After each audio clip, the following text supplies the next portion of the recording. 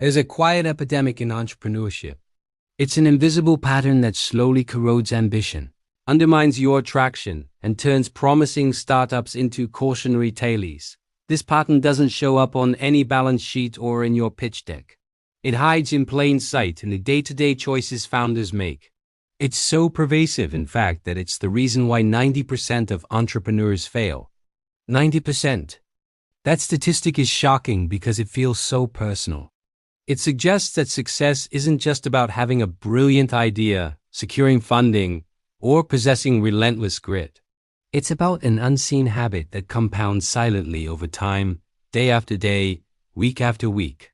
Imagine a tiny, almost invisible crack in a massive dam. At first, it's nothing. A few drops of water seep through, no alarms go off, nobody even notices.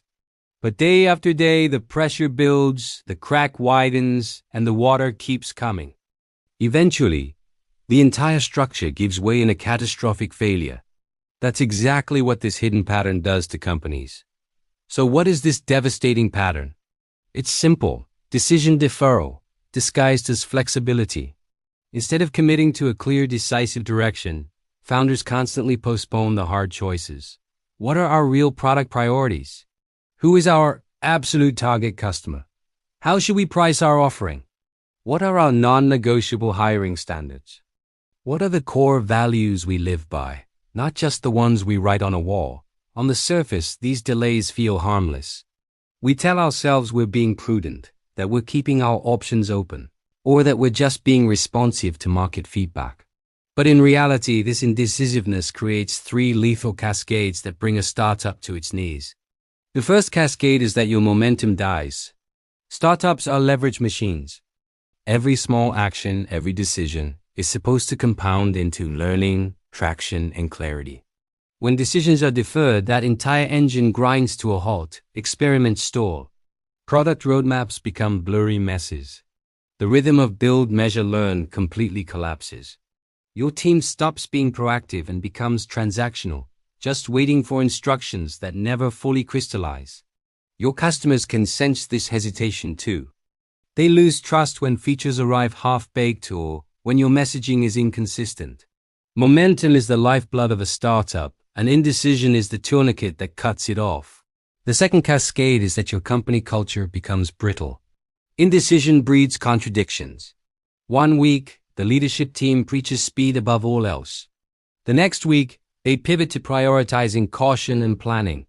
Leaders send mixed signals, and managers are forced to adopt temporary band-aid fixes instead of building robust systemic solutions. This is poison for high-performing people. Your best employees, the ones who want to build and create on a stable foundation, will leave. They can't operate in chaos. As this turnover rises, your institutional memory phrase, the entire organization loses its ability to learn from past mistakes because the people who made them are gone. The third and final cascade is that your capital is wasted. Let me be blunt. Investors don't fund maybe. They fund conviction. When you're constantly making vague pivots or your strategies are full of waffling, fundraising becomes an excruciating slog. And even if you do manage to raise money, it gets spent inefficiently. It goes towards experiments that have no clear success criteria. It's used to hire people for roles that aren't well defined. It gets burned chasing every shiny new opportunity that promises a short-term boost but offers no long-term competitive edge. You're just throwing money at problems without a clear plan, and your runway disappears much faster than you ever anticipated. The hidden nature of this failure pattern is precisely what makes it so deadly. It often starts out looking like a virtue. We call it being open to feedback, having the humility to change course, or wanting to avoid the tyranny of a single plan. But virtue without boundaries becomes paralysis. The founder's calendar fills up with meetings about making decisions, not meetings where decisions are actually made. Outcomes are replaced by discussions. Important choices default to the loudest voice in the room, or worse, the safest, most watered-down compromise. Over time, your organization becomes a museum of abandoned initiatives and half-finished projects. It's a graveyard of good intentions. So how do you inoculate your startup against this hidden failure?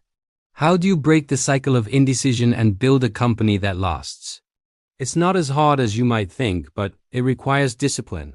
First, define your decision thresholds.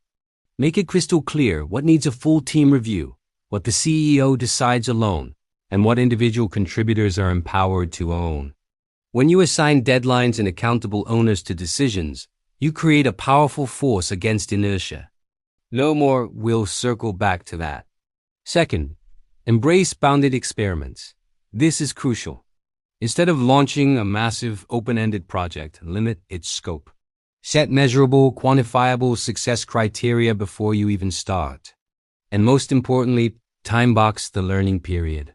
If an experiment doesn't move the key metrics within that defined window, close it down and iterate. Don't let zombie projects linger and drain resources. Learn the lesson and move on. Third, publish and enforce simple, guiding principles. When trade-offs are guided by a few public, easy-to-understand principles, for example, we always prioritize retention over new acquisition, or we will launch a minimum viable feature within 30 days. Decisions become exponentially faster and more consistent across the entire organization. These principles act as a compass. Fourth, you need to measure momentum, not just busyness. Stop celebrating how many hours people are working and start tracking your cadence. How many weekly outputs did the team ship? How many sprints were completed on time? How many customer interviews did we conduct this month? Momentum metrics will surface a stalling company far earlier than any financial KPI ever will. And finally, build a culture of decisive disagreement. Encourage your team to have strong opinions and to argue for them passionately. But also foster an environment where people can commit to a decision even if they disagree and then get to work. Make it a practice to conduct postmortems that focus on learning, not on blame. You should celebrate the decisions that turned out to be right and, just as importantly, celebrate the valuable lessons you learned from the ones that were wrong. The good news is that this devastating pattern is completely reversible. It's not about being the smartest founder or having the most money. Ultimately, it's the small, repeated acts of choosing and finishing that determine your outcome. A founder who learns how to convert thoughtful openness into disciplined, decisive action dramatically increases their odds of success. So if you're building something right now, I want you to ask yourself this question. What is the one important decision that we postponed last week that is still hanging over our heads? Make that your absolute number one priority this week. Close the loop. Make the call. That single change in behavior, that one act of decision, can be the difference between joining the 90% whose dreams slowly fade away and becoming one of the rare founders who quietly build durable, impactful companies. Thanks for watching. If this resonated with you, hit that subscribe button for more insights on building better businesses.